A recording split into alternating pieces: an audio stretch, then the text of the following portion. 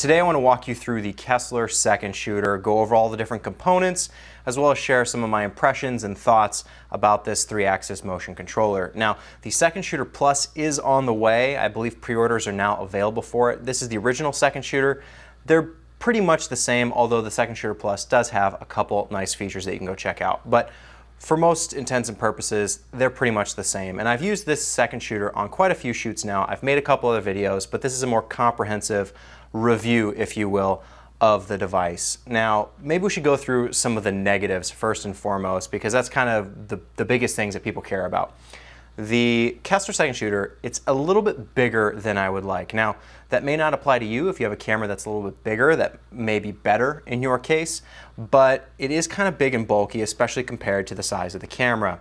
It's just a little harder to transport, a little bit harder to carry around. I don't know that there's much you can do about it, but it is one of the things that kind of turns me off towards it. The other thing that I'm not a particular fan of is all the different cables. I don't know if you can see them all here, but you need a cable for the slide move, as well as one for the pan move and one for the tilt move, which is right back here. So you get all these cables and cords running around, and it's just kind of a mess. You can work with it and make it work, but it's not ideal. If there was a wireless situation, that may be better, or if there was some way to streamline the cable situation, maybe there's some do-it-yourself hacks that you can come up with to fix it, but most of the time I just kind of let them dangle, and it looks a little sloppy, but hey, what are you gonna do?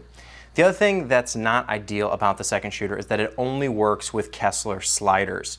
So this can be both a pro and a con because it all works really seamlessly. Setup is really simple, all the parts match, very, very easy, but at the same time, if you have a different brand of slider, you're probably gonna hack it if you want to make it work, and that's not what most people wanna do. Other people are looking for 3-axis motion controllers that work with all different kinds of sliders. I compare it kind of like to my Apple Watch. It only works with the iPhone, and so it's really seamless when it works together, but it is a little bit of a limitation. However, let's talk about the good things about the Second Shooter, because I do really like this 3-axis motion controller. A few years back, I bought the Kessler Pocket Dolly, which is what it's on right now. It works with almost any Kessler slider. And you do need a couple different adapter plates because not all the sliders and systems are exactly identical. So there are some different plates that you can get. This one on here is a little bit different for the Pocket Dolly that I have, but that's a minor complaint. But I bought the Pocket Dolly, and back then 3-axis motion control systems were way out of the question in terms of price. Maybe as a rental option, but certainly not something that you would want to invest in. So I invested in a single-axis Oracle controller, and it was quite expensive. And today, the Second Shooter is pretty affordable, all things considered. And there are a few other 3-axis motion controllers out there on the market that are comparable in price. There doesn't seem to be anything that's a lot cheaper, and there are a few things that are a lot more expensive. Pretty much for the price and bang for your buck, this is around the price range you're going to be looking for something this complete and this good. And I do really like it because, as you can see, the actual way it works is smooth, it's seamless.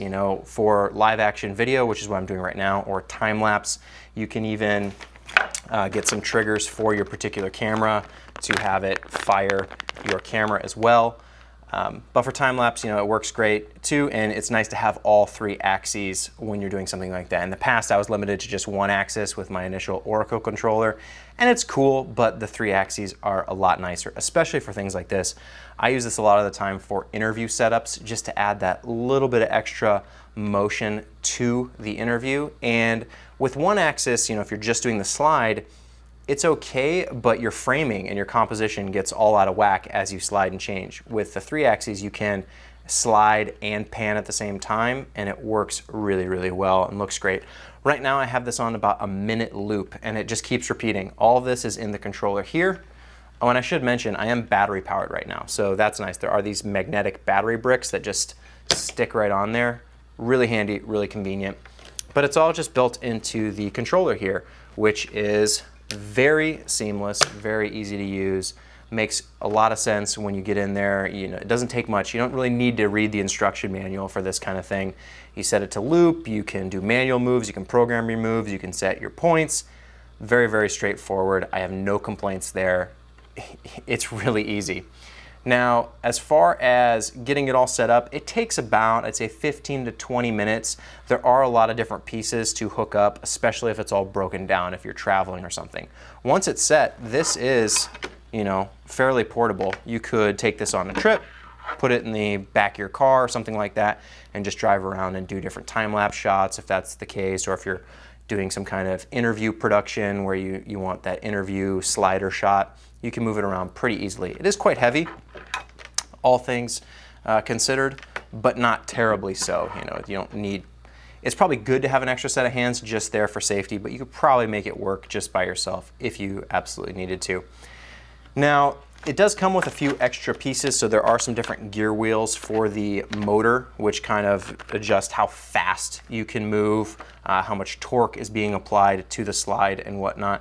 So you can get those as well. Nice little handy feature, but probably not a big concern for most people. Most of the time with a setup like this, I want it slow, steady, and smooth and quiet. And I don't know if it's making too much noise right now with the microphone I'm wearing, but it's fairly quiet. The faster you move, the louder it gets, so that is a concern. If you want to move something really, really fast and you need audio, it will make a lot of noise. But right now this is set at a minute loop, so it's pretty quiet, and it would be very rare that you'd have it this close to your interview subject or your audio source.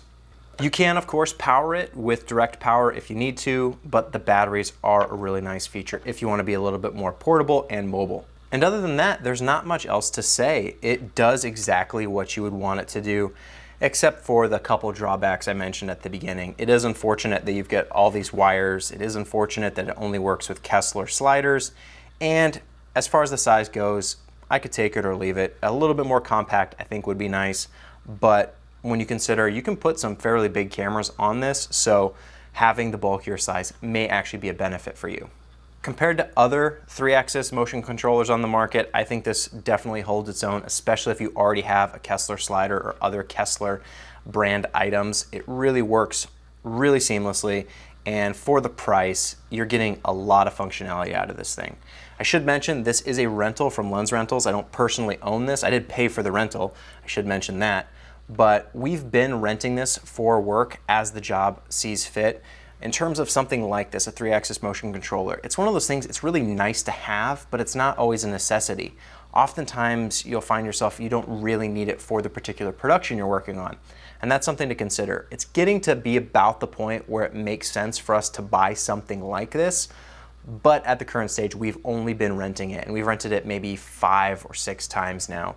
And that's getting to be that point where, okay, we've used it enough that maybe we should invest in this, but I was waiting for the Second Shooter Plus because that does seem to be a worthy upgrade considering the price is negligible. Maybe these original Second Shooters will come down in price a little bit as they get rid of stock, but we'll see how that all pans out. So a 3-axis motion controller like this makes a lot of sense if you are someone who is doing slider shots nonstop, if that's your bread and butter.